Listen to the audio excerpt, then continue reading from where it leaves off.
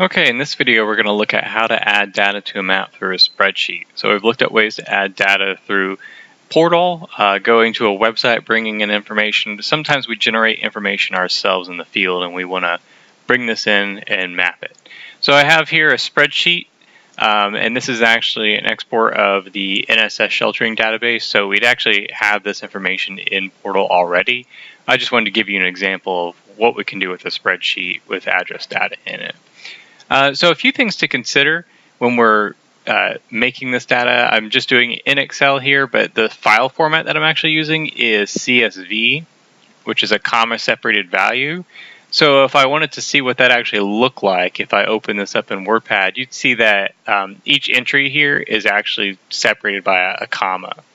So that's something to consider when you're starting to put this data together. You'll notice that the address here is broken down into smaller sections. So we have the street, the city, state, zip code.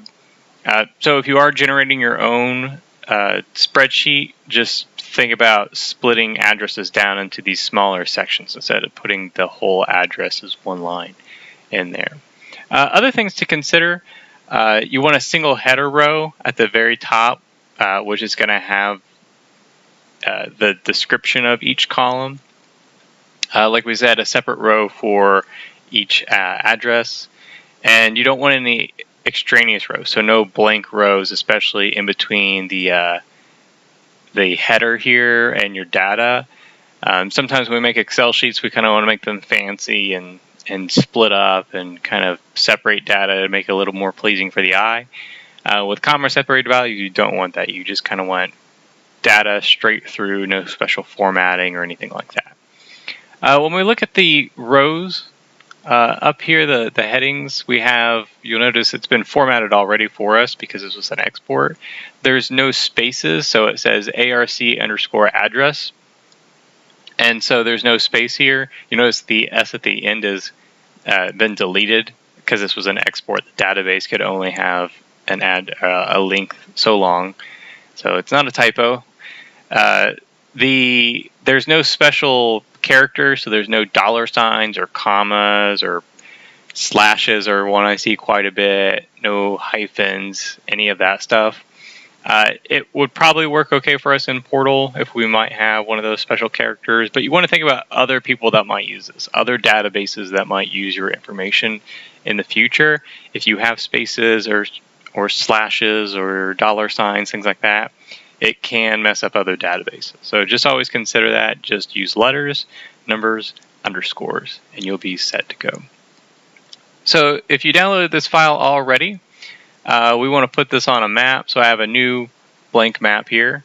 Actually, I don't. So I'm going to create a new blank map. There we go. And one cool thing about Portal is that I can actually just drag and drop this file in. Now, if you're using Safari on a Mac, it will not, at least at the time of the recording of this video, do that.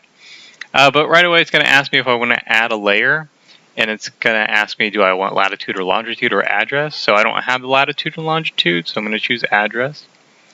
I'm going to tell it I'm in the United States, and it will go through the file and try to find address information for you automatically. So you can see this first one here, ARC address. It actually didn't find the address because it's got these extra letters here.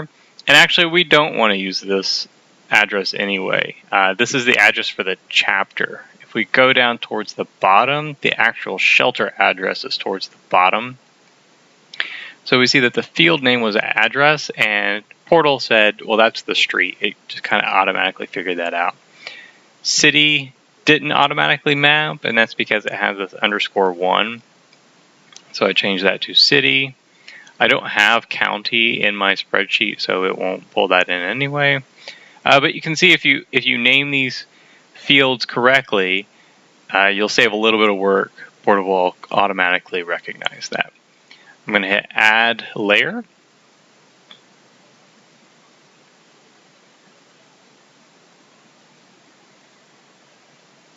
All right, so it pulled in those points to the map. It did a process that's called geocoding, and it took addresses and converted those to latitude and longitude for us. And so there's some things to consider with that. Is that when we're bringing in address information like that, we're limited to only about 250 items. And if you're using latitude and longitude, you get about 1,000 items that you can import in a single time.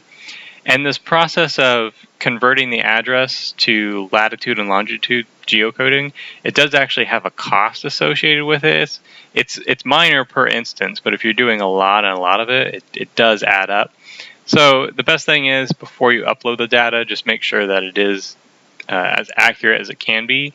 In another video later on, we're going to look at how to do this geocoding process outside of Portal. So if you have a lot of addresses, you can convert them easily, get them into the system, and get around some of the bottlenecks. So we see that we have the points in. You'll see some are red and some are blue.